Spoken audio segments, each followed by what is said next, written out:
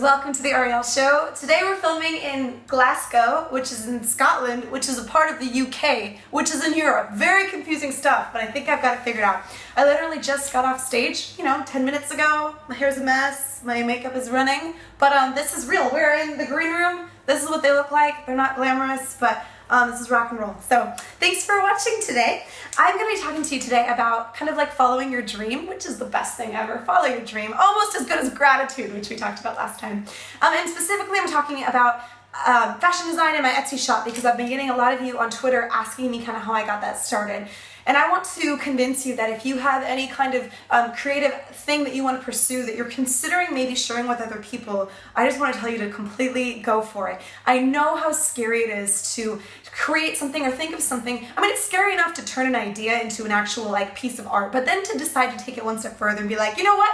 I'm going to share this with the world. I'm going to put this on the internet and hope that other people don't hate it and maybe that they will pay me for it. That is so scary. That opens up so much room for rejection.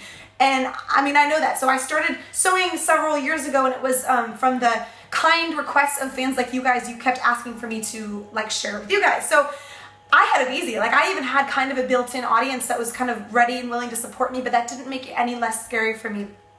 So I'd heard about Etsy. I promise they're not paying me to say this. They don't know I exist. But I heard about Etsy for a couple years, but I never really got into it. I didn't really understand it. But basically, it's like a marketplace online that you set your stuff up. It's super easy. If you don't know web design, that's fine. Basically, the only kind of tricky thing about it is you kind of need kind of good pictures, but not in the beginning. If you start out just taking iPhone pictures in the beginning, you're totally fine. Hey, we're doing a podcast. You can come on in. Who is? I am doing it. Right now? Yeah. You want to say hi? Me and the kids on the other end. Josh, say hi. Kids. Josh, get in there. Say hi. Talking about following your dreams. What's up? Okay, that's enough. Following your dreams. How you guys doing? With thunder and lightning. You have any Listen questions? here. Oh shit. So, That's what I've been saying for a long time. it's like the great It's like I always said. Okay. You want to get to where you're going, you just gotta gotta go there. You just gotta go. You just gotta put your foot forward. Okay. All right. Thanks, Thanks guys. for coming Till out. next time. Thank you. All right. Okay, get out of here. Pizza. Security. Pizza Get time. these boys. I wish we got pizza. There's I'm a going Chinese- to get okay. some pizza. I'm gonna focus.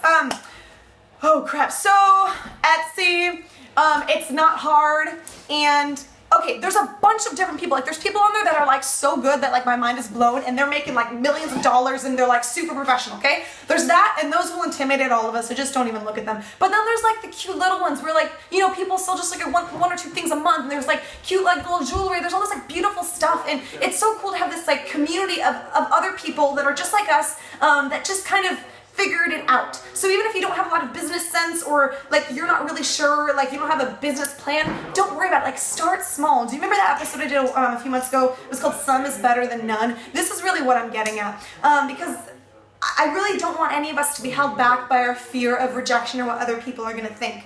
Listen to me. If you have an idea, there's not going to be a group of people around you helping you and telling you how to do it and necessarily supporting you and giving you capital to buy your first sewing machine. No, you just have to figure it out. You have to sacrifice. You have to work, and then you get your dream. Then you get the end result.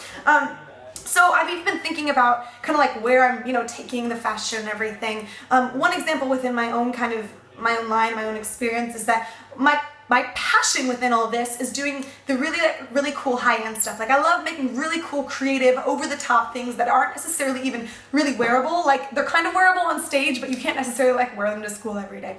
So an example of this is my pretty little, this is one of my favorites. This is my zipper corset. You can see it takes forever. I break so many needles in this. I sew all the zippers on. It's a super cute corset, and I wear this thing on stage all the time, and I love it. And I sell it on there, but I have to sell it for a lot of money because it takes for freaking ever to make, and I put a bunch of heart and soul in it. So I can't just be yeah, $25, call it even. No, you can't undervalue yourself. If I'm putting hours of blood, sweat, and tears plus my own creative design into this, I'm gonna charge what I'm worth. Okay. So I've also got these.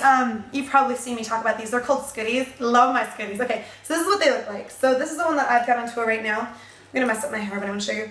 Okay, so it's a hood like this, and then it's got scarf pieces that you wrap around like that, and then it's got pockets, which is where I lose all my stuff. I put my phone in there, my chocolate, my gum, all that, and it's really good for planes because I hate when my hair touches the back of the plane seats.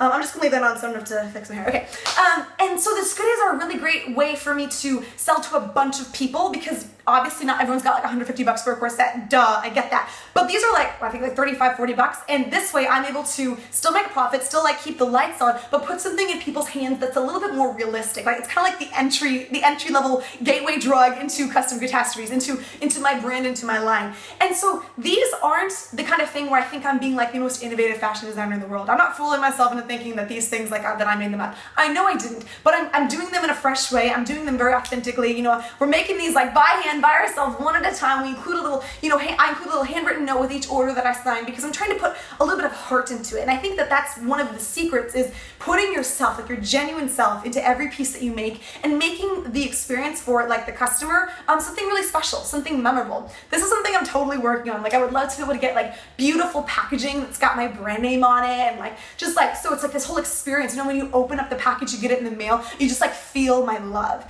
because I put so much love into every order. Like we've got this warehouse, we're in Nashville right now, and we got this warehouse, we got it all pretty and beautiful, and there's some pictures of it online, and we're in there just like sewing away and like putting our heart and soul into everything because we want it to feel like that on the other end. So when you're maybe considering like what kind of products to do, how to market it, pictures, all that, like think of how you can just put your heart into this product. So you're not just selling, you know, some bangles, like you're selling your creative artistic viewpoint. And that's where maybe you'll find a way to kind of set yourself apart, to have some really cool brand longevity, and people will pick up on your authenticity. Like you will be rewarded for that. When you open yourself up and you're like, here I am world, I don't know if I'm ready yet, I don't know if it's good enough yet, please don't shut me down. Like people love other vulnerable human beings that are being brave and like putting their stuff out there and going for it.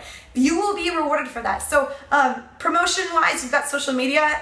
It's like the magical way to make your voice known. Even if you only have like, you know, 14 Twitter followers, start where you are. And this week, I really want to encourage you to, well, I guess I'm gonna promote Etsy because that's what's worked for me. Go on Etsy and start your shop. Like pick your username, go set up your little, you know, profile picture, maybe link it to your bank account. It takes a couple of minutes, but if it was easy, then everyone would already have it done. You're gonna be one of those people that takes the extra effort, does the extra work to go above and beyond what everyone else is doing. But this week I wanted to retweet some of your guys' Etsy shops, or if you're not on Etsy, I don't care like what the platform is. If you are somehow creating something and sharing your creations with the world, even if that's like your band, please tweet it at me. It's at Barbie Ariel, and I'm gonna be retweeting some of my favorites this week because we are a community of artists. We're all in this together, and I hope that this is helpful to you. I know I talk too fast. I'm sorry. I just have a lot to say, and I have to keep these at like 5 minutes, and I'm at 7 minutes. Oh, okay. I love you guys, and I will see you next week.